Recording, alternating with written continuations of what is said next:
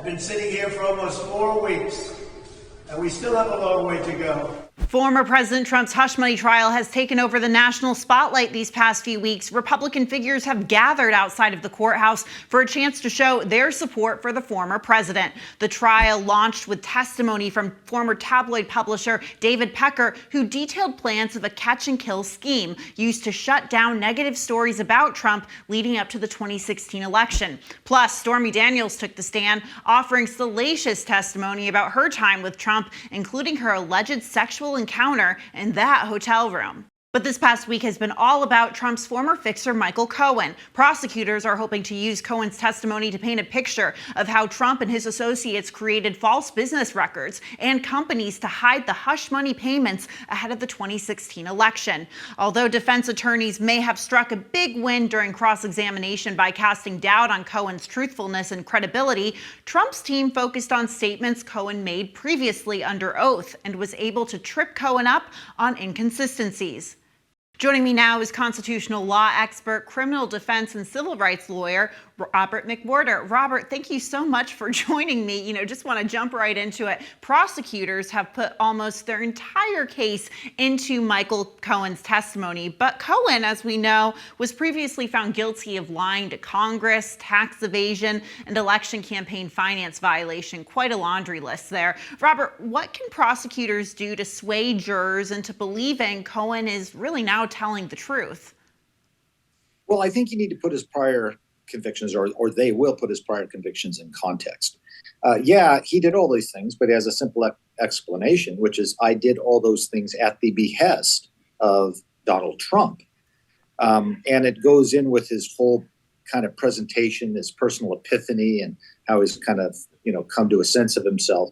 So, yeah, they can attack him for that, but his fallback position is always the same. Yes, but I did all those things for Mr. Trump.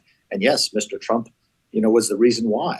And, don't also forget the prosecutor laid a lot of foundation for this with the testimony of Mr. David Pecker and Hope Hicks, and kind of this all led up to Michael Cohen.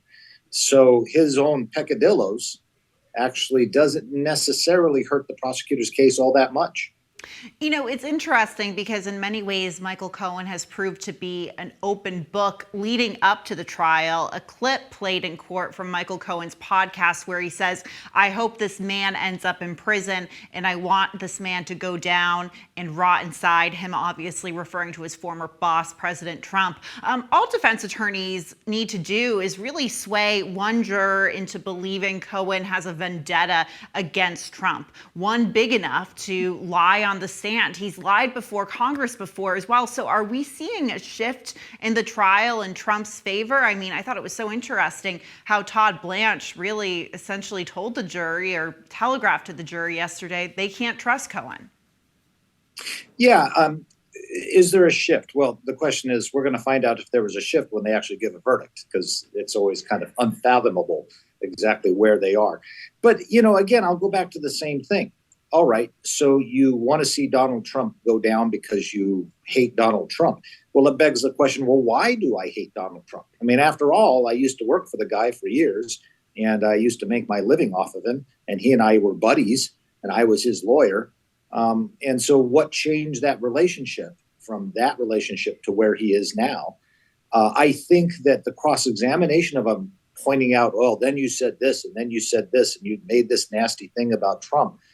Frankly, I thought it made the defendant in this case look rather bad.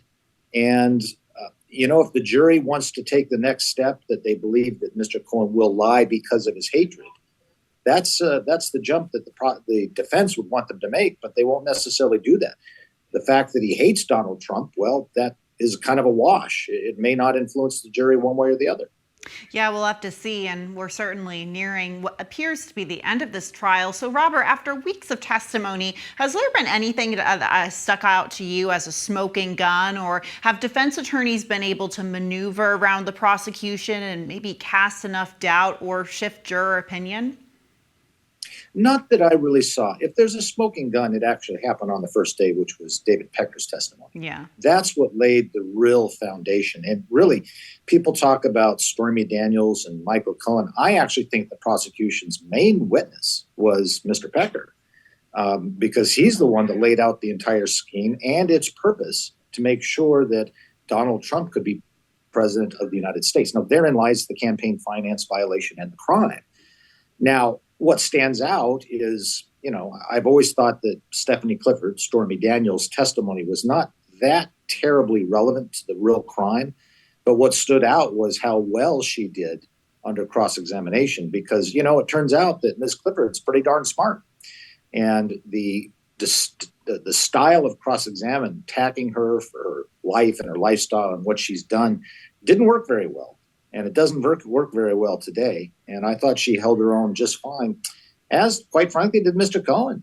I don't think they really took him down all that hard. So, how this will really play in the jury, I've been doing this for 30 years. And, when that jury door closes, it's anybody's guess. No matter how well I tried that case, you just never totally know until they come out with a verdict. That's so true. Well, like I said, the case is reaching its conclusion with the judge telling lawyers to be ready to deliver summations as early as Tuesday. What are the next steps and how soon could we see a verdict?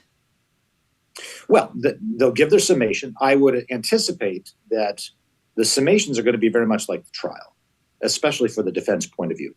As you've noticed, I've actually really not going to offer any witnesses unless Mr. Trump decides to take the witness stand, which if I was his attorney, I would vehemently suggest he not do so, but perhaps he will. That could kind of delay it. But then you go in and the defense is going to argue basically what they've just argued during cross-examination. Then the jury gets their final instructions and that door shuts, and then you just wait and they will deliberate. My guess is that they're not going to spend that much time deliberating. This was a well-run trial with a very good judge who knows what he's doing. The prosecution, I think, was succinct and clear what they're going for. And I'm not sure the jury will take all that long to make their decision as the case goes forward. I want to switch gears to another case where the court case that is playing out in Manhattan as well. That is the corruption trial of New Jersey Senator, a Democrat, Bob Menendez, and his wife, who are facing a slew of charges. A lawyer for the senator seems to be taking an interesting tactic, really placing blame for the bribery charges on his wife. It seems pretty harsh, but what are lawyers trying to do here? And are they trying to create enough confusion to essentially soften the case? Yeah, it kind of makes you wonder what those two are going to do on their anniversary now. He's pointing the finger back at his wife. I don't think that's a particularly effective defense to say that my wife made me do it or my wife did it. Now, Senator Menendez, in 2015 was also tried in a major corruption case, which went to trial in 2017. There was a hung jury there, and the prosecution, the Department of Justice, decided not to go forward. And then he's got himself in the same problem again. I don't think it's going to go as well for him, but I do think an important point needs to be made here. And that is, with all Donald Trump's claim of a weaponized justice system and unfair to him, well, Senator Menendez is a Democrat, and the Democrats have a tenuous hold on the Senate. If it was so weaponized, then you wouldn't have cases against Senator Menendez or Hunter Biden for that matter. If Donald Trump's claims are true. I think those claims are outrageous and inaccurate. And Senator Menendez's case is a perfect example. There's also a case against Congressman Henry Cuellar from Texas. He is also a Democrat, so worth noting those that we mentioned. So a lot of the headlines out of this case are pretty eyebrow-raising. The couple is accused of accepting gold bars and even a Mercedes-Benz. There's so much physical evidence here, Robert. Is it an open and shut case, or is there a bit more nuance to it? Well, it looks pretty hard with Senator Menendez. It's hard to know what comes up later. Look, the gold bars and the Mercedes kind of underscore the point, because the value of gold bars is you don't deposit them in a bank. I mean, I think they're in, Mrs. Menendez's closet. So the point of those types of bribes are to avoid a paper trail. And so that just looks bad anyway. I mean, look, generally people don't hold their wealth in gold bars, at least in the modern world. Maybe we just don't have that much wealth, but that's not generally the way you do it. But that's right there an indicator of bribery and a fraud.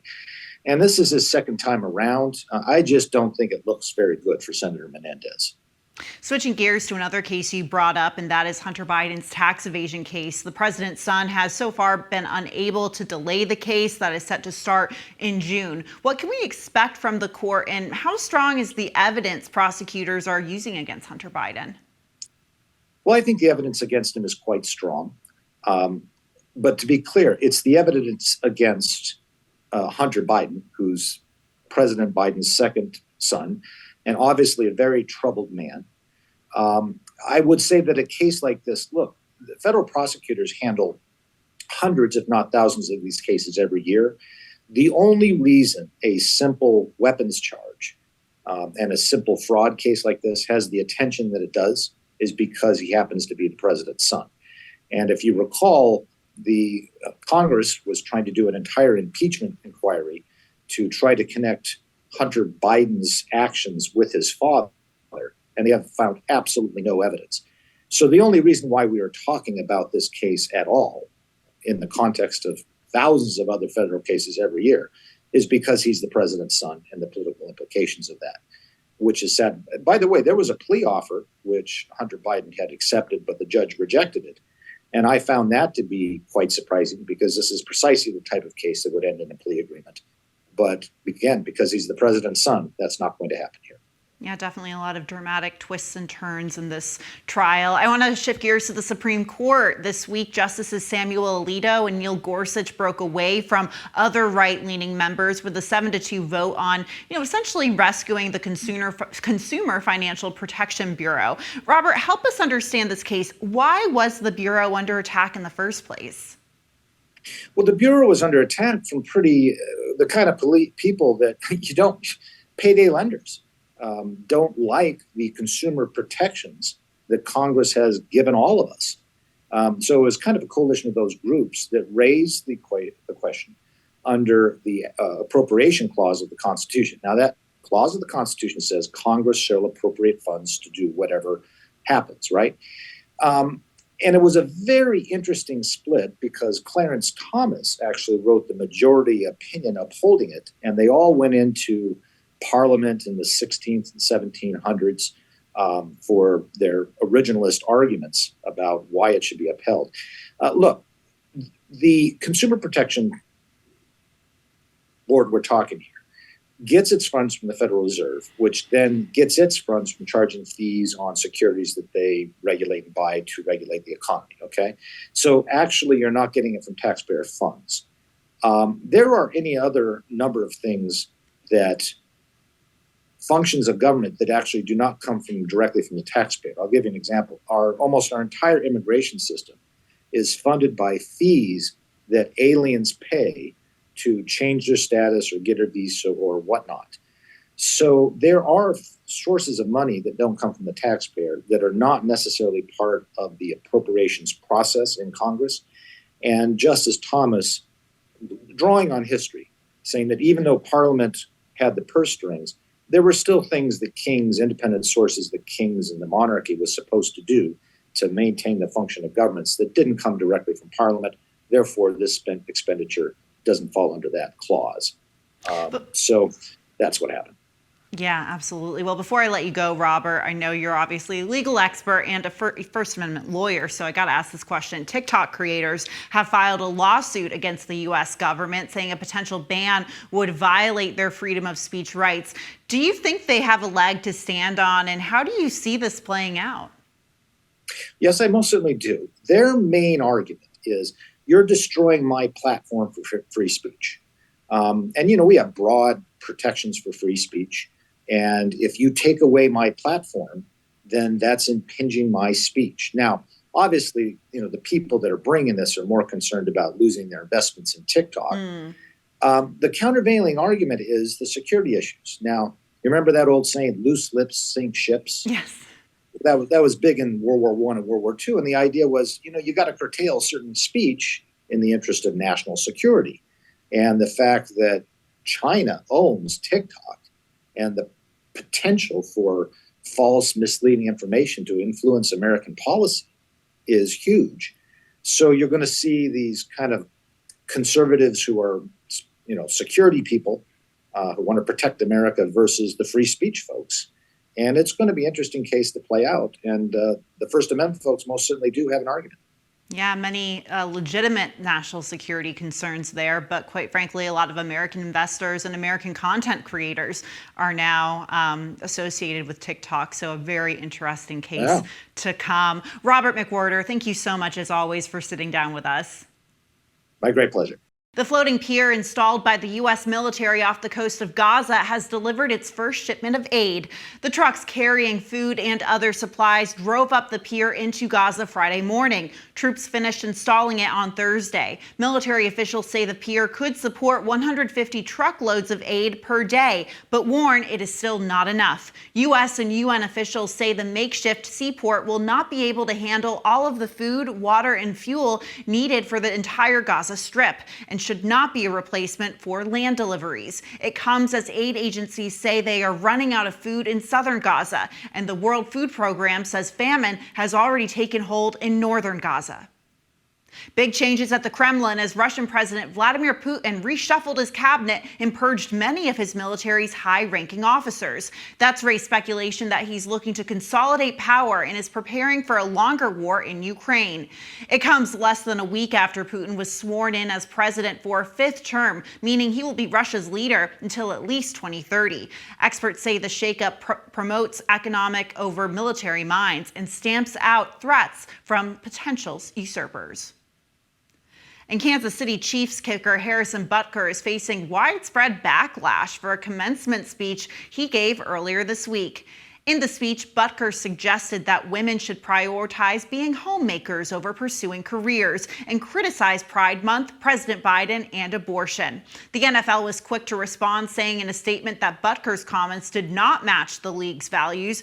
As of Friday, a petition to fire Butker has collected more than 115,000 signatures. Whoopi Goldberg also joined in on the conversation, saying in an episode of The View that he's welcome to his beliefs, but that she doesn't accept them. Meantime, Missouri Attorney General Andrew Bailey accused Kansas City of doxing Butker after the city government account posted on social media Wednesday that Butker lived in an adjacent city. The Israeli military announced that its troops found the bodies of 3 Israeli hostages, including Shani Luke, taken by Hamas during the October 7th attack. A photo of the 22-year-old German-Israeli showed her body in the back of a pickup truck after the attack. The photo was seen around the world and highlighted the scale of the militants' attacks on the Nova Music Festival. Israeli Prime Minister Benjamin Netanyahu called the deaths heartbreaking, adding that Israel will bring back all of its hostages taken on October 7th. While the military has not released details on where the bodies were located, Israel is currently executing military operations in Rafah, where it has said its intelligence showed hostages were being held. That's it for today's Daily Debrief. I'm Julia Manchester. Be sure to like, share, and subscribe to the Hills YouTube channel. And come back soon for the intersection between politics and policy.